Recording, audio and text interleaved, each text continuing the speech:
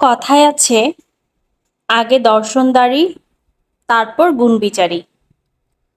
অর্থাৎ আগে দেখতে সুন্দর হতে হবে, তারপর তার গুণ আছে কিনা সেটা যাচাই করা হবে।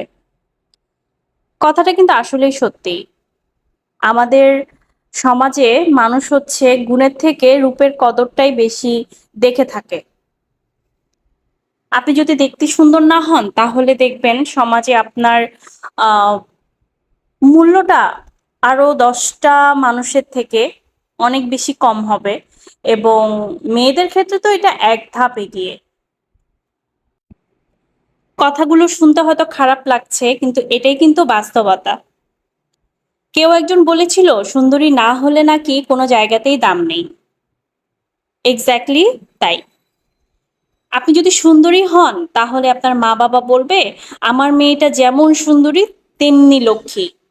আত্মীয় স্বজনরা বলবে, অমুকের মেয়ে খুব সুন্দরী। দেখবেন আপনাকে ছেলের বউ করে নেওয়ার জন্য মামা পিসি কাকা রীতিমতো সবাই প্রতিযোগিতা শুরু করে দিবে। আর যদি বিয়ে হয় তাহলে সবাই বলবে, অমুকের বউ তো খুব সুন্দরী, ভাগ্য করে এরকম একটা মেয়ে পেয়েছে, এত সুন্দর মেয়ে কোথায় পেলেন, আরো কত কি। আপনি সুন্দরী কিন্তু রান্না পারেন না, তাতে কোনো সমস্যা নেই। আপনাকে হাজবেন্ড রান্না করে খাওয়াবে, শাশুড়ি মাথায় তুলে রাখবে। আপনি সুন্দর মানে সবার চোখের মণি। আর কি চাই বলেন?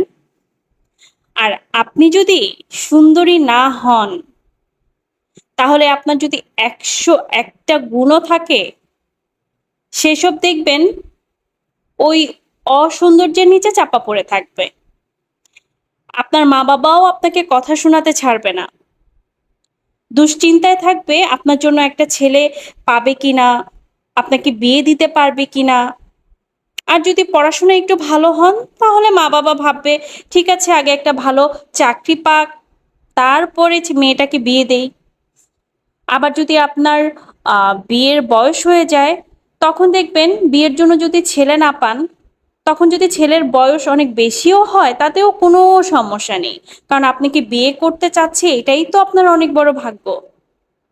আবার আপনার যদি বিয়ে হয় তখন বলবে, এই মেয়েকে কি দেখে বিয়ে করছে, আপনার সাথে মানায় নাই, এটা সেটা আরো কত কথা। আমাকে বলতেন আমি সুন্দর মেয়ে জোগাড় করে দিতাম।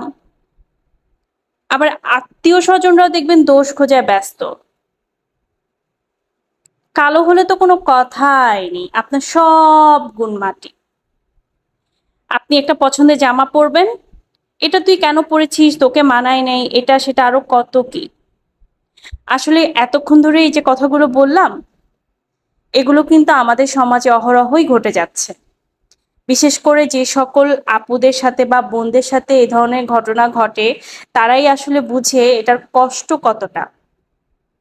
যারা দেখতে হয়তো একটু কম সুন্দর বা দেখতে কালো, মানে আমাদের সমাজের চোখে আর কি, যদিও আল্লাহর সৃষ্টি প্রত্যেকটা মানুষই অনেক সুন্দর, কাউকে ছোট করে দেখা ঠিক না, কিন্তু আমাদের সমাজ ব্যবস্থা তো এরকম না।